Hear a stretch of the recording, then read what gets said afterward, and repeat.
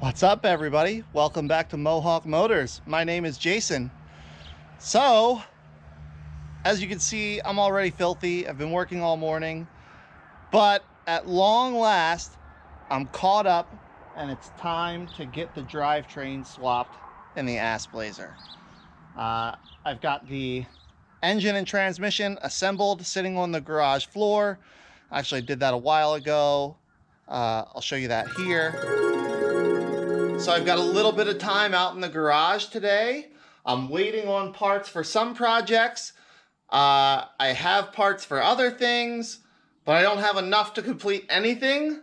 So, a big key to getting stuff done, especially if you're someone like me, you're working for yourself, you have family to take care of and help out with, you have kids, wife, other responsibilities, all that stuff.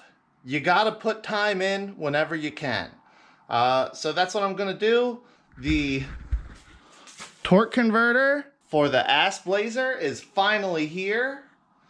So I'm gonna get it fitted into the transmission and then hopefully be able to get the transmission bolted to the back of the engine. And then if all goes to plan, next weekend, I should have time to be able to swap the drivetrains in the Assblazer. So if you've never installed a torque converter into a transmission before, here's my kind of tips and tricks for it. So the first thing here is you're looking for essentially 3 distinct thunks of the torque converter fully engaging into the transmission.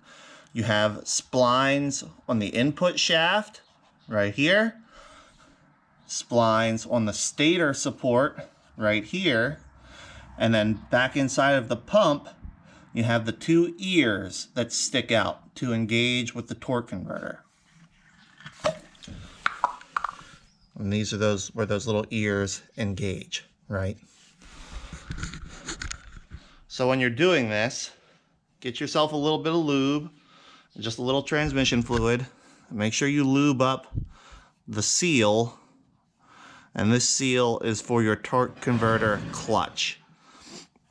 Now, if you're using a transmission that doesn't have a lockup torque converter, you don't need to do this step. But if you are, like a 4L60, a 4L80, give that O-ring a little bit of lube because it helps. Now, I've got my torque converter already filled with fluid. I've been just here and there over the past few days. Whenever I walk by, I've just been spilling a little ATF into it. Nice, clean, new ATF. That way it gives it time to settle in, flow between all the veins and everything else, get the clutches nice and saturated. So my torque converter is filled. Now I need to pick it up and get it on. So it's important to remember here, almost forgot.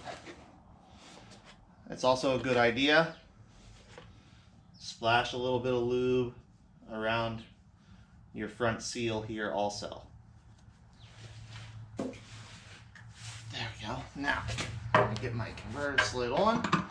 You're probably going to have a little transmission fluid spill out. That's okay. And now you need to look for those 3 distinct clumps. It helps to spin and jiggle it.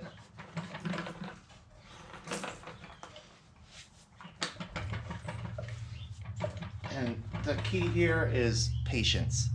On a used transmission with used bushings, sometimes they'll just clunk, clunk, clunk, go right in there. This is a new build. A lot of times that torque converter bushing in the front pump is tight. So take your time, wiggle it in there. Try not to put any real hard force on it.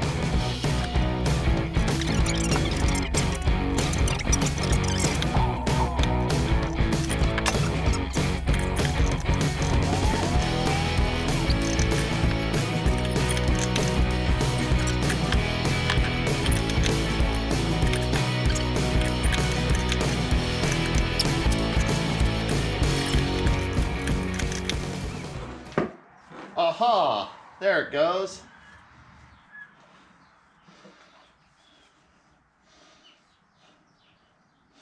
Yep, I'm pretty sure we're all the way in there. Take a peek. Yeah. So you'll know when you hear those 3 distinct clicks, thunks, and when your converter pilot snout will be very clearly behind the plane of the bell housing. Okay, obviously I have the engine off the stand. Now I'm going to do 3 little things that I like to prep before I put an engine and transmission together like this. First thing I'm going to do, take a razor blade and make sure that the back surface of the engine block and the front surface of the bell housing are clean, flat, there's no corrosion, anything else like that on there, so they mate up to each other just like they should.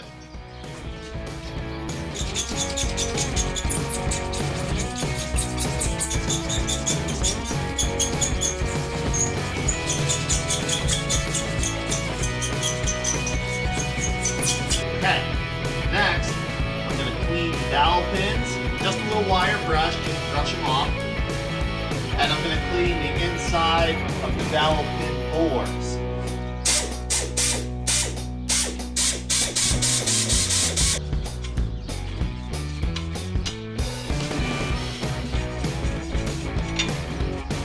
Last but not least, I'm just going to put a little bit, just a little painting of aluminum anti-seize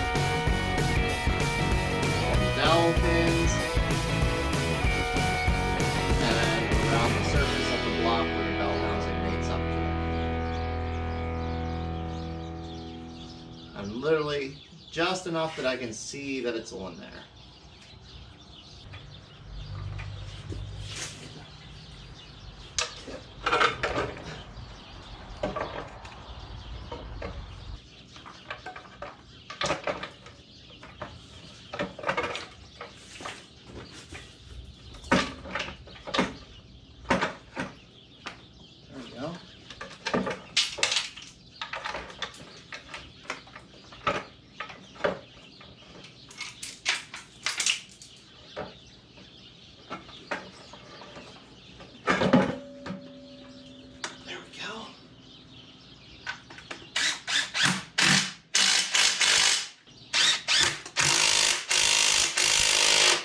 The nice thing is with that anti-seize, you saw how easily that slipped on where it's supposed to be.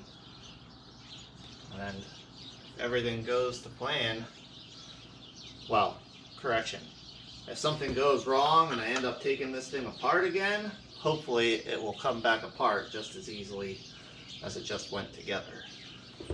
Okay, so I want to get the torque converter lined up. And this is going to be my first little bit of fitting, I guess. There's no problem, there's nothing wrong, but this is a step that I think a lot of people miss when they're installing a new transmission torque converter combination to an engine. So I'm going to try to show you the best I can what we're dealing with here.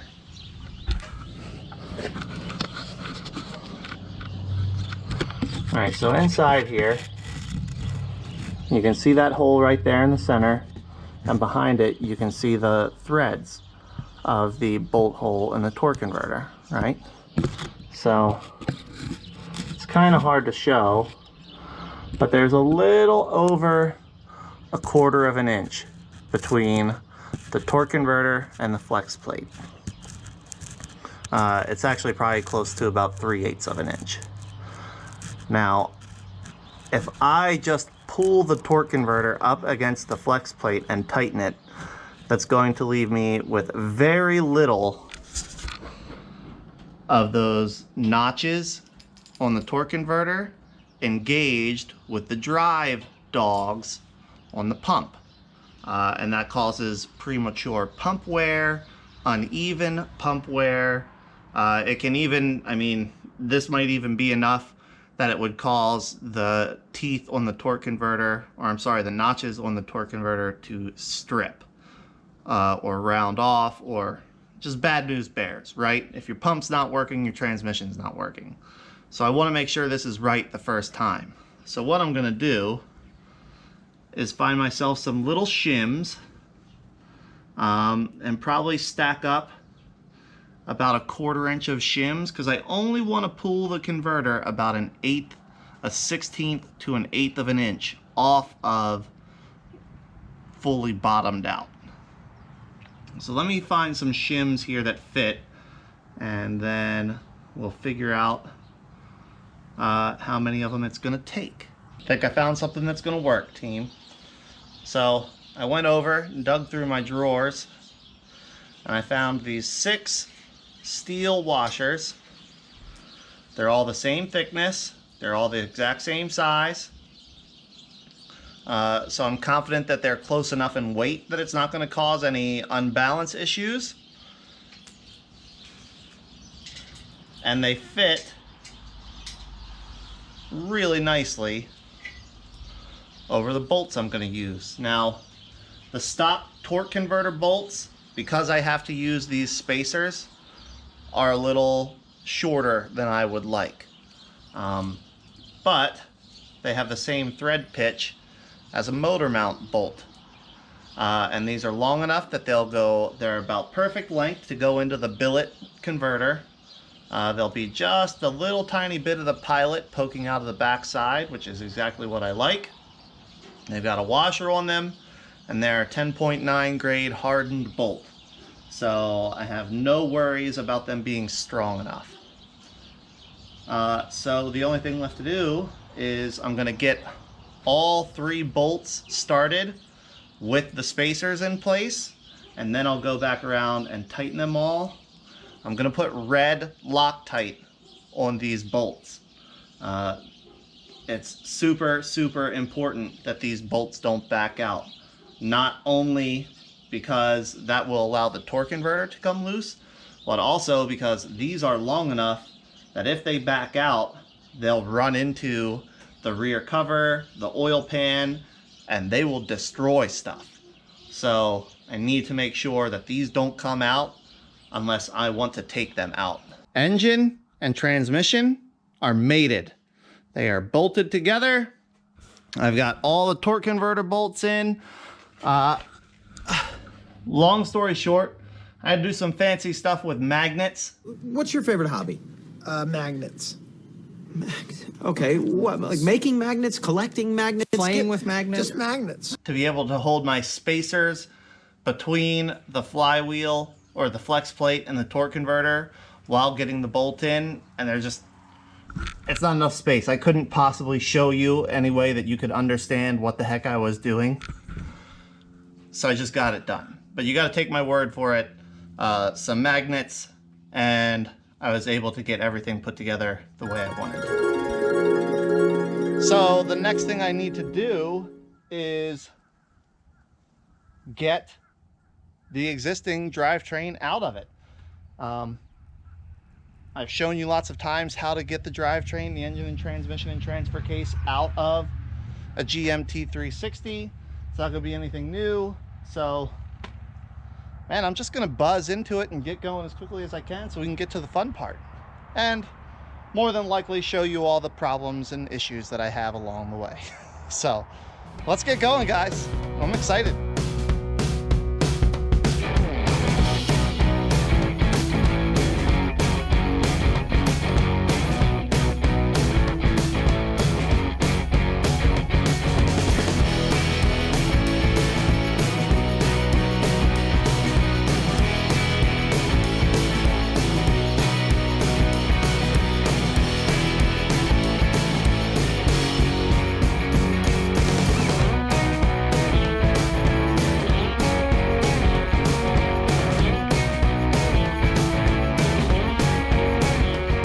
Everybody, it's the next morning, getting back to work on this thing.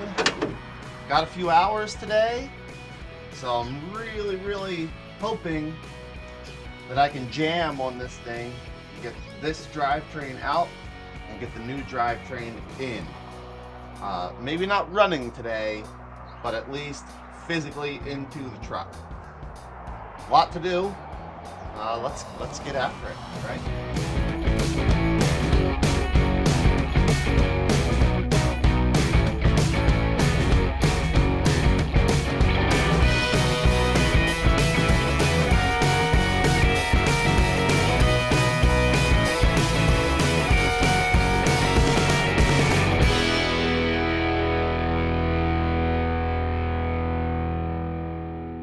All right, I'm pretty sure I've got everything disconnected, and this engine's ready to come out. This drivetrain is ready to come out. So hopefully I can do this without breaking too much stuff or busting anything up. All right, everybody, we got her out of there. No damage done. Dirty, but everything looks okay, intact. Miraculously remembered to get everything disconnected and unplugged. So now it's just the process of get everything I need off of this drivetrain and onto the engine and transmission in the garage. A little longer than a few minutes later. I've got everything swapped over from the old engine and transmission to the new, sealed up, connected up, everything in place.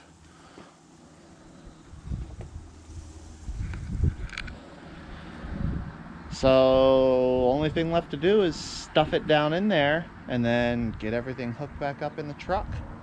I say only thing left to do, there's still a lot to do, but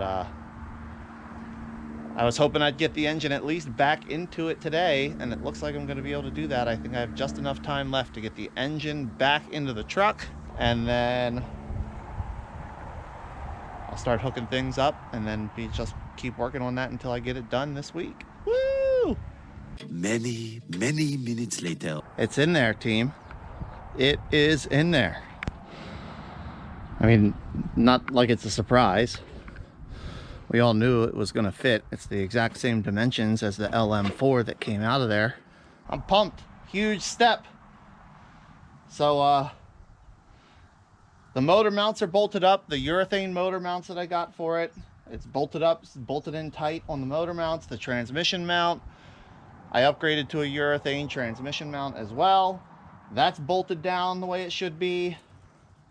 The transmission cross member is back in. Like all the cross members and that sort of stuff is back in there and secured, bolted in, ready to go. So unfortunately I'm out of time for today, but that was the big hurdle that I wanted to get over. I can come out when I have an hour here, an hour there throughout the week this week to get the electrical all hooked back up, get the plumbing all hooked back up, get the headers on, all of that stuff. All right, everybody, it's the next day, and I think the next thing I'm gonna do, picking up from where I left off, is try to get the headers installed. It's super tight between the engine and the shock tower, strut tower over here on both sides. So before I get too much more put onto this thing, I think the smart move next is to get the headers put on, and then once I have the headers in place, go ahead and finish getting everything else put where it needs to go. All right, everybody, it's a couple days later. It's snowing. I've been chipping away at this thing. Just tap it in. Just tap it in. Trying to get it done. Just, you know, it just takes time. I've got the headers on both sides. I've got the passenger side mostly plumbed back up, ready to go. Next thing I need to do is get the intake manifold on, get that hooked up, plumbed in, ready to go, and then I'll work on getting everything on the driver's side hooked up and ready to go. Once I have all that done, then I can get the radiator, fans, all of that stuff back in place. All right, everybody, I figure I better give you an update. It's been a few days of me chipping away at this thing, trying to get it put back together. So as you can see, I've got the engine in, I've got all the electrical hooked up, I've got all the plumbing hooked up. I'm waiting on a vacuum tee so I can get this vacuum line connected in, and then exhaust underneath. But I'm still waiting on those pieces to get here. So I'm gonna get the front clip all put back together, everything put back on where it goes, get all the fluids filled and topped off. There's no fluids in it at all right now. The engine is empty, power steering is empty, transmission is empty, transfer case is empty. It's all empty. So I got to get all the fluids filled, do some final checks and make sure I'm not forgetting anything, because I almost always forget at least one thing. And then I think we'll be getting real close to a first start. All right, everybody, it's a couple days later again. As you can see, it's looking more and more and more like a reassembled Trailblazer. So I've got a couple hours. I'm really hoping I can finish getting it put back together and get this thing started up for the first time. Moments later. Well, I'm a bit frustrated. I'm actually really frustrated. So I have everything hooked up. Engine is in, plumbed in, wired in. I was filling fluids, and as I was filling the antifreeze, I put a gallon in, started putting another gallon in, and I start hearing liquid hitting the ground. And I look underneath, and there's antifreeze on the ground. So I crawl underneath to try to look up and see where this antifreeze is coming from. And there's a stream of antifreeze, like a little stream of antifreeze coming out of the back of the driver's side cylinder head. So there's a little bracket there that holds the AC crossover tube and the coolant crossover tube bolted into the back of that head. I'm thinking that bolt shouldn't be going into the coolant passage, but I'll pull it out just to make sure. I remove that bolt, and as soon as I get that bolt out, I fill it back up with antifreeze till it starts leaking again. Crawl under there, look, and it's the trail of leaking antifreeze. The highest part where I can see is the freeze plug in the back of the driver's side cylinder head. So that head has to come back off the engine. Oh, super frustrating. I'm going to end this video there, guys. Like, that's kind of a kick in the guts. I think I'm going to need to step away for a few minutes.